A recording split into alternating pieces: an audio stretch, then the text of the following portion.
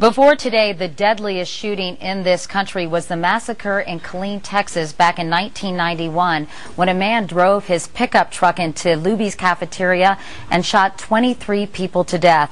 And there have been all too many deadly shootings, especially in our schools. Here's Kelly Wallace. This is a warning to the citizens of Austin. Until the Virginia Tech massacre, the deadliest campus shooting was 40 years ago at the University of Texas in Austin. Charles Whitman opened fire from the top of a campus tower, killing 15 people and injuring 31 others before he was shot dead by police. He killed his mother and his wife the night before. That was also a sharpshooter type deal rather than somebody walking in and shooting up a place. I don't know, and if you ask me, that's a whole lot scarier. Two student gunmen on a rampage at Columbine High School in Littleton, Colorado back in 1999 are responsible for the deadliest shooting ever at an elementary, middle, or high school. 12 students and a teacher were killed before the gunmen killed themselves.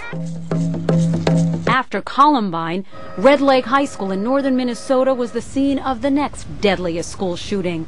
A 16-year-old high school student killed 5 students, a teacher, and a security guard before turning the gun on himself back in March of 2005. After tragedies such as these and the latest one on Virginia Tech's campus, the first emotion is pure shock. People just need to talk. They need a hug. They just need some help. One of the biggest challenges is helping students comprehend how something like this could happen. Experts on trauma and resilience say communication is key. It's important that students be informed about what are the next steps, what kinds of precautions are being put into place to keep them safe now, and what they can expect to happen over the coming days. Over the next few weeks, experts say parents and teachers should be on the lookout for any warning signs. Anyone having trouble eating, sleeping, getting out of bed may be one of those people who needs some extra help. Kelly Wallace, CBS News, New York. Among the things police are investigating right now is how and where this gunman got his weapons, 2 handguns. We have more on that part of the story from our chief investigative correspondent, Armin Katayan.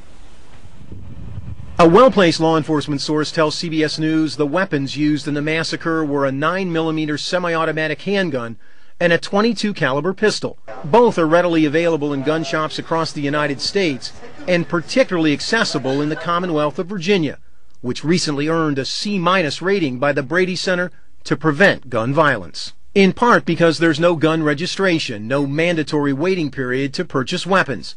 The only major restriction, a limit of 1 gun purchase per month. It's very easy to get a gun in the state of Virginia. There's no ban on assault weapons. There's no ban on high-capacity clips. It remains unclear where the shooter purchased his pistols, but CBS News discovered there was a gun show just 25 miles from Blacksburg last weekend, where 405 guns were sold. The magazine containing ammunition for the 9mm handgun can carry between 8 and 24 bullets, rapidly fired and quickly reloaded. Today, the National Rifle Association expressed its deepest condolences to all those affected by this horrible tragedy.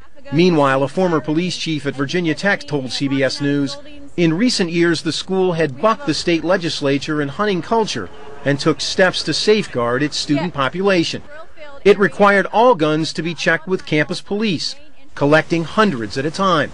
Ironically, the schools specifically banned the possession of firearms in dormitories and classrooms, the exact locations of today's unthinkable violence. Armin Katayan, CBS News, New York. And don't forget, for more on the Virginia Tech story, including the very latest details and pictures, you can go to our website at cbsnews.com. When this expanded edition of the CBS Evening News continues, keeping students safe, what some colleges are doing to make their campuses more secure.